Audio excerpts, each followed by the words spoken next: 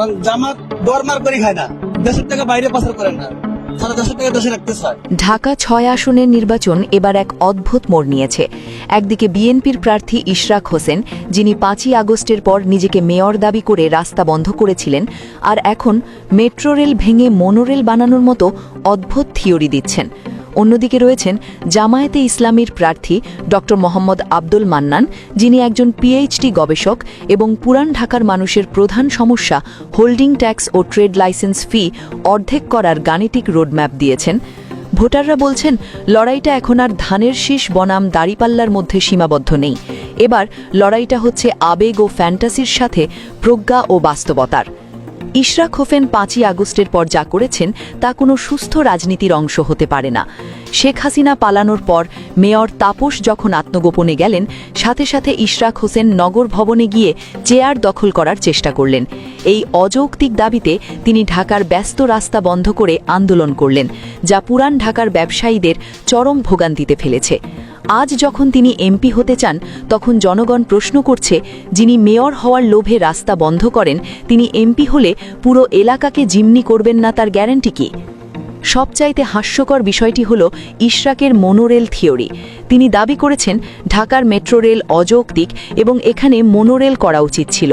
অথচ বিশেষজ্ঞরা বলছেন ঢাকার মতো মেগা সিটিতে মেট্রো রেল প্রতি ঘণ্টায় ৬০ থেকে ৭০ হাজার যাত্রী পরিবহন করতে পারে, যেখানে মনোরেল মূলত বিনোদন পার্ক বা ছোট দূরত্বের জন্য।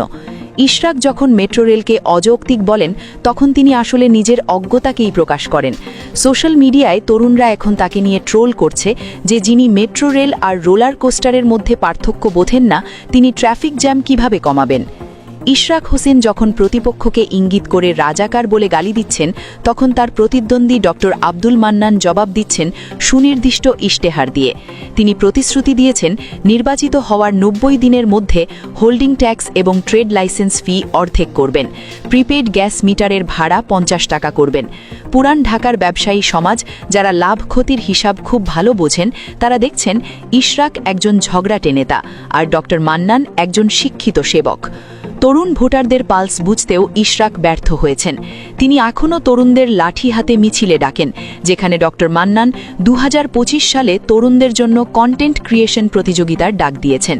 তিনি তরুণদের গালি না দিয়ে তাদের হাতে স্মার্টফোন তুলে দিয়ে কেরিয়ার গড়ার স্বপ্ন দেখাচ্ছেন। এমনকি হিন্দু সম্প্রদায়ের ভোটারদের মনেও আস্থা তৈরি করেছেন ড মান্নান। তিনি সংখ্যালঘু শব্দটি বাদ দিয়ে সবাইকে বাংলাদেশি হিসাবে ঐক্যবদ্ধ করার কথা বলেছেন এবং ধর্মীয় সম্পত্তি রক্ষার নিশ্চয়তা দিয়েছেন। সব সমীকরণ মিলিয়ে দেখলে ঢাকা ৬ আসনে ইশরাক হোসেন এখন খাদের কিনারে।